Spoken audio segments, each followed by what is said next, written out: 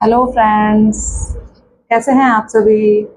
स्वागत है आपका मेरे YouTube channel Renu fashion designer में। तो फ्रेंड्स, आज की वीडियो में मैं आपको ये बताऊंगी कि हमें छोटे गले जो होते हैं उनमें हमें आर्म होल और तीरा किस तरीके से लेना होता है।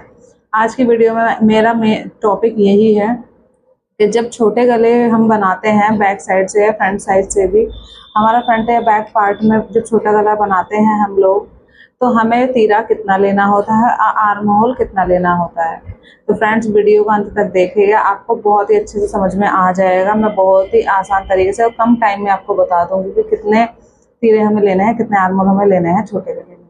तो फ्रेंड्स, वीडियो को अंत तक देखिएगा और चैनल, अगर आपने अभी मेरा चैनल सब्सक्राइब नहीं किया है तो सब्सक्राइब कर लीजिए और नोटिफिकेशन के लिए आप बेल आइकन भी प्रेस कर दीजिए ताकि आने वाली वीडियोस आपको मिलती रहें। Thank you so much.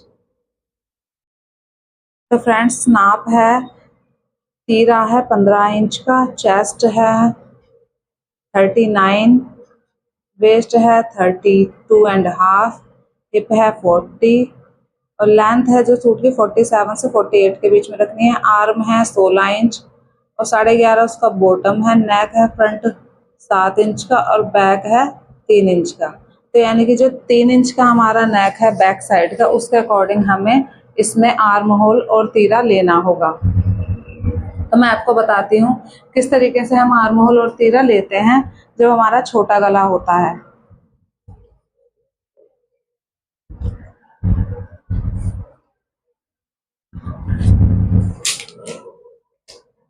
सबसे पहले फ्रेंड्स, हमें जो अनइक्वल कपड़ा है उसे सीधा करने के लिए यहाँ से एक लाइन ड्रॉ कर लेंगे। वैसे इसमें बिल्कुल भी कपड़ा अनइक्वल नहीं है, फिर भी हम एक लाइन ड्रॉ कर लेंगे। उसके बाद हमारा पीछे का जो गला है वो 3 इंच का है। जब भी हमारा 1 से 4 इंच तक का गला होता है तो उसमें हम तीरे पूरे के पूरे लेते हैं। तो इनका जो तीरा है 15 इंच का है, तो 15 इंच का आधा हुआ 7.5, 7.5 पर हम निशान लगा लेंगे और आधा इंच बढ़ाकर हमें आर्म होल लेना होता है। यानी कि 7.5 इनका तीरा लिया है तो 8 इंच का हम आर्म होल ले लेंगे। तो यहाँ से हमने 7.5 लिया है, यहाँ से भी 7.5 पर हम निशान लगाएंगे और एक सीधी लाइन ड्रॉ कर लेंगे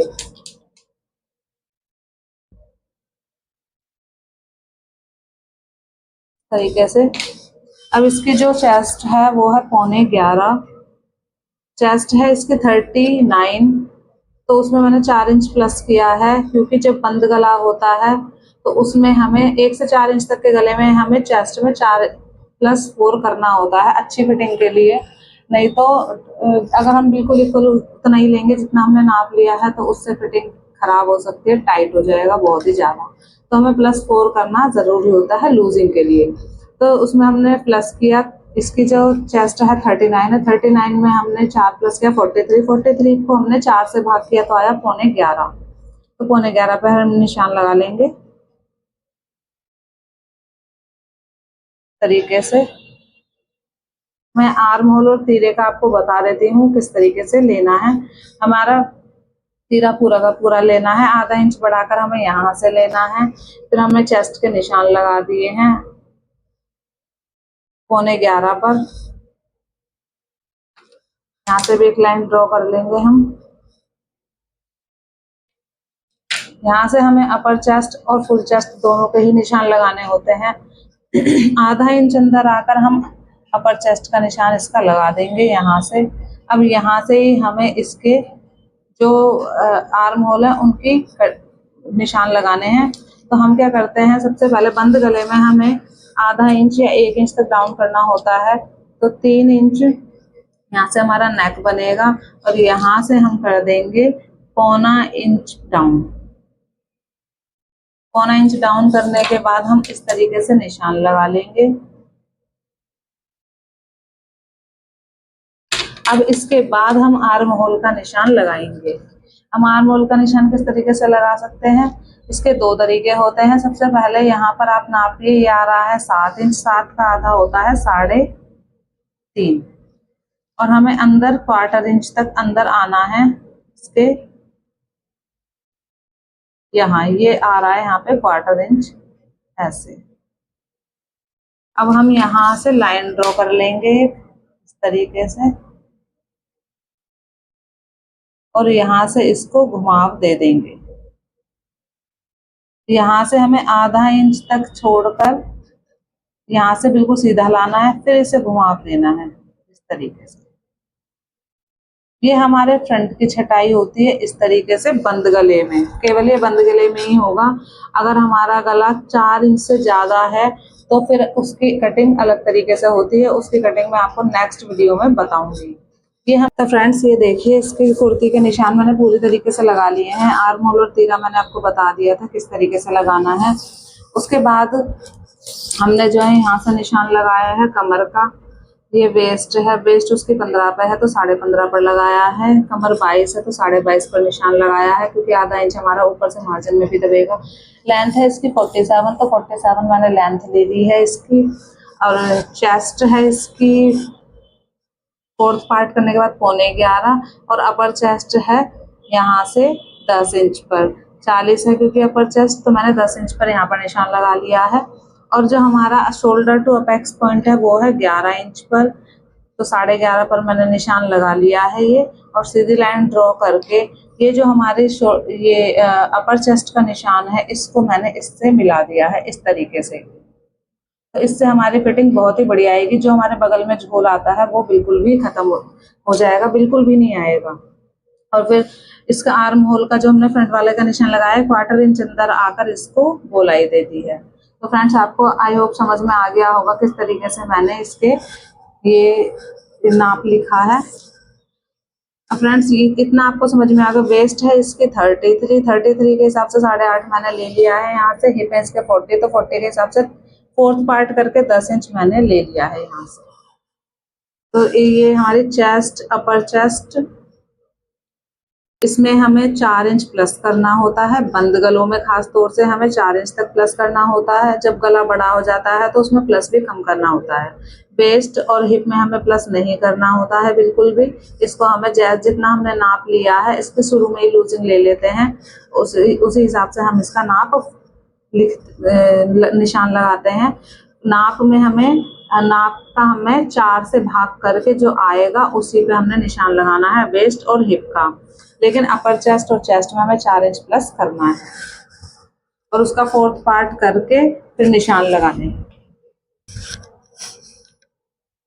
ये मैंने अस्तर पर बिछा लिया है। हमारा जो इनर है फ्रंट पार्ट का, उसे मैंने बैक पार्ट पर बिछा लिया है इस तरीके से, बिल्कुल इक्वल करते हुए। हमें बैक पार्ट हमेशा 1 इंच ऊपर ही रखना है इस तरीके से। 1 इंच पर मैं निशान लगा रही हूँ यहाँ पर, और सीधी लाइन ड्रॉ कर लेंगे हम।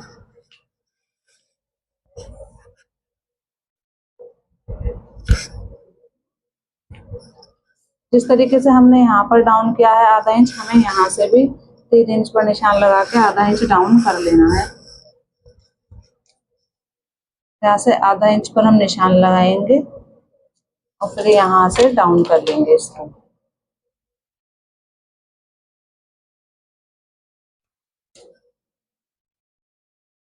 ये इस तरीके से। अब हमें ये 1 इंच हम फालतू इसलिए लेते हैं क्योंकि एक तो हमारा जो मुड्डा है वो छोटा रह जाता है, पीछे का पूरा नहीं बैठता, उसे पूरा करने के लिए। और एक दूसरा ये है कि हमारे जो आगे का गला है वो पीछे की साइड ना भागे। पीछे वो इसलिए भागता है क्योंकि आर्म होल पूरा नहीं होता। आर्म होल पूरा हो जाता है तो गला भी पीछे नहीं भागता, इसलिए हम 1 इंच ऊपर लेते हैं बैक साइड वाले पार्ट को। हमने जो ये लाइन ड्रॉ की थी आर्म होल के लिए, ये हमने इस तरीके से की थी। हम क्या करेंगे, इसका हम हाफ कर लेंगे। 8.5 है, 4.25 होगा। 2 तरीके से आप इसके निशान लगा सकते हो। जितना यहाँ पर है उतना ही यहाँ पर नापिए और इसको गोलाई दे दीजिए, या फिर आप इस तरीके से भी कर सकते हो ऐसे। ये हमारे बैक पार्ट की कटिंग इस तरीके से होगी। बस इतना ही है इसमें, बहुत आसान है हमारा ये बंद गले में आर्म होल लेना, बहुत ही सिंपल तरीका है इसका। बैक पार्ट की हमें कटिंग किस तरीके से करनी है, जितना हमारा यहाँ पर है फिटिंग के निशान से हमें लेना है, जितना हमारे यहाँ पर है उतना ही हमें यहाँ पर रखना है। नाप लेना है इंच टेप से, कितना कटिंग कर देंगे। एक बार हम नाप के भी देख लेंगे कि हमारा आर्म होल पूरा होगा या नहीं। पहले हम फ्रंट वाले को नापेंगे, ये 9.5 से ज़्यादा है। हमारे जो आर्म होल है वो है 19 इंच के। 9.5 यहाँ पर आ रहा है मार्जिन के साथ, मतलब मार्जिन अलग से मिल जाएगा हमें। और ये वाला आ रहा है, ये भी हमारा 9.5 से ज़्यादा ही आ रहा है, यानी कि हमारा आ रहा है 20 के आसपास। तो 20 हमारा आ रहा है, यानी कि आधा आधा इंच दबने के बाद हमारा 19 इंच ये आर्म होल बन जाएगा। तो फ्रेंड्स, आई होप आपको समझ में आया होगा किस तरीके से हमें आर्म होल और तीरे की कटिंग करनी होती है। छोटे फ्रेंड्स, आपको एक चीज और मैं बताना चाहूंगी, अगर आपका आर्म होल छोटा पड़ रहा है, आपने नापा और आपका आर्म होल छोटा पड़ रहा है, तो आप यहाँ से इस लाइन को हल्का सा नीचे कर दीजिए और फिर निशान लगाइए, तो आर्म होल पूरा हो जाएगा। आपको मार्जिन का भी कपड़ा मिल जाएगा यहाँ से। और ऐसे ही बैक पार्ट में भी फिर आप नीचे कर देंगे तो आपको आर्म होल पूरा बैठेगा। और अगर आपका आर्म होल बड़ा हो गया है तो इस वाली लाइन को हमें थोड़ा सा ऊपर की साइड कर देना है, इस तरीके से ऊपर करके, और फिर उसको गोलाई देनी है। तो हम देखेंगे हमारा आर्म होल बिल्कुल पूरा हो जाएगा, हमारा जो बड़ा आर्म होल है वो छोटा हो जाएगा।